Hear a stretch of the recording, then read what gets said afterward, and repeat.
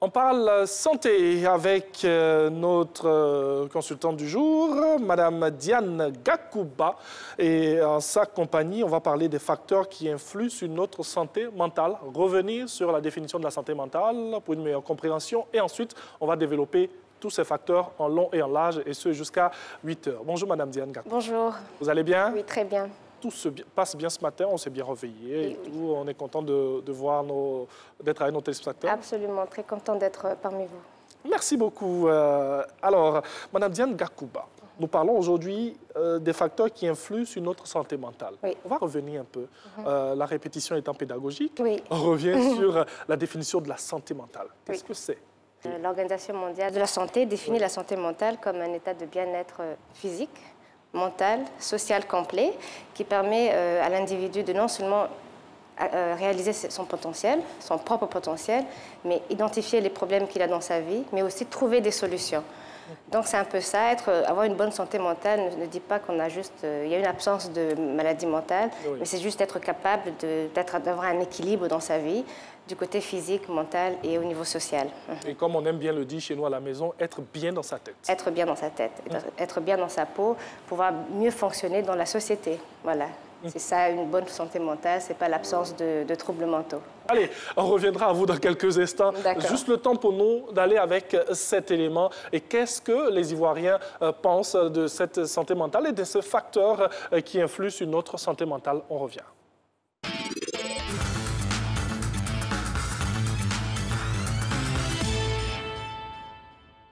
Au fait, mon chéri m'a mise en colère. On s'est discuté, donc ça fait que la journée, là, je n'ai pas bien passé cette journée. J'ai été tellement bousculée, donc je n'ai même pas pu travailler. Ça a complètement mélangé ma journée même. Quand je suis en colère, je n'arrive pas à travailler, même pas à parler avec les gens. Un petit truc m'énerve. Quand quelqu'un me doit, qui ne veut pas payer, ça joue sur ma vie, ça joue sur ma conscience, sur mon mental. Je peux traduire la personne en justice. Parce que quand tu me dois, que tu refuses de payer, c'est comme tu es contre moi. Tu veux ma mort. Ceux qui ont des problèmes là, ceux qui ont des soucis là, les soucis c'est ça qui envoie les problèmes. Et quand tu as les soucis, tu ne sais pas que faire. Ça va t'entraîner dans une maladie, va te tuer. Or, s'il y a une maladie, il faut avoir les moyens pour que tu puisses te faire soigner. Mais si tu n'as pas les moyens, qu'est-ce qui s'ensuit? C'est la mort. Ça peut être une mort brutale. Ça peut être même un AVC, ça peut rendre fou, tout cela. Ce qui peut jouer sur le mental, je prends le cas d'une femme qui vient de perdre son mari. Le père a été malade parce qu'il n'avait pas de moyens pour se faire soigner. Le monsieur est parti en laissant tout un tas de problèmes derrière lui. La femme ne peut pas résoudre. Ce sont des choses qui font jouer sur le mental. Toi, tu n'as pas assez d'argent. Comment tu vas faire? Donc, c'est tout ça qui fait créer des stress.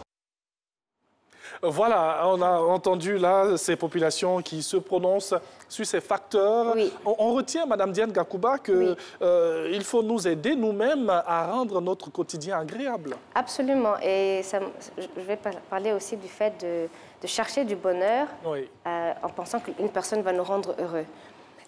Il y a des personnes qui entrent en couple et aussi qui se plaignent en disant que mon partenaire ne me rend pas heureux, alors que ce n'est pas le cas. Avant d'entrer en couple, il faut d'abord identifier qu'est-ce qui vous fait plaisir d'abord. Oui. Parce qu'il faut avoir une passion. Regardez, par exemple, il y a des hommes et des femmes qui aiment le football. Regardez comment ils crient quand il y a un but. Oui. Mais regardez le mariage, le jour du mariage ou la naissance d'un bébé. C'est rare de voir, en fait, un parent qui crie le jour même, le jour du mariage, des gens qui crient comme ça. Alors, il y a des femmes ou des hommes qui disent « Mais pourquoi est-ce qu'il n'est pas aussi passionné ? Il ne souriait pas autant le jour du mariage, la naissance de mon fils, il ne criait pas comme ça. » Je dis parce que c'est une différence. Le mariage, les relations, ce sont des choses qu'on fait, on a banalisé ça, mais il y a une passion. Passion, ça veut dire c'est ce que tu aimes, tu es vraiment passionné. Il y a des gens qui se marient juste pour se marier ou parce que c'est normal, on doit se marier. Mais la passion, c'est en fait, ça vient du cerveau. Et c'est une hormone, en fait. Alors, il faut d'abord identifier qu'est-ce qui te fait plaisir pour pouvoir chercher ces activités qui vous rendent heureux, avant même de compter sur l'autre personne de vous rendre heureux. Est-ce qu'on n'est pas trop exigeant avec nous-mêmes et avec les autres? En fait, on ne se connaît pas bien. Et puis, on pense que ce sont les autres qui nous rendent malheureux. Alors, je pense plutôt qu'on devait être plus exigeant envers nous-mêmes en cherchant à nous faire plaisir. Pas en se plaignant, en disant « c'est l'autre qui ne me... Moi, j'ai fait tout ce qu'il faut faire ». Mais il faut se connaître. Il faut savoir qu'est-ce qui peut me rendre heureux et continuer à pratiquer, à faire ces exercices, ces activités qui vous rendent heureux pour mieux fonctionner et pouvoir être un bon partenaire. On ne serait pas égoïste quelque part? égoïste pour faire plaisir aux autres. Non, pour mieux fonctionner dans la société, c'est bien. Parce que tu veux te rendre heureuse pour que votre cerveau puisse sécréter l'hormone du bonheur. Donc, si vous êtes heureux, donc vous allez rendre les autres... Et partager ce bonheur. Et partager ce bonheur. Mais si vous ne l'avez pas, vous ne pouvez pas partager ce que vous n'avez pas. Donc, c'est pour ça que le quatrième facteur qui influe sur notre santé mentale, c'est le côté biologique. Le côté biologique, parlons-en. Voilà, donc c'est important de comprendre que notre biochimie fait partie de ce que nous devenons. Pourquoi? Par exemple, je vais vous montrer.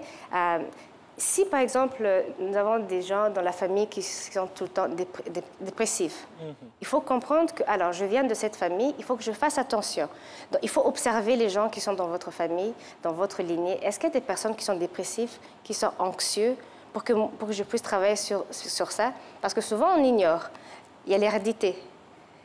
Il y a l'hyperactivité, par exemple. Il y a des enfants qui sont hyperactifs.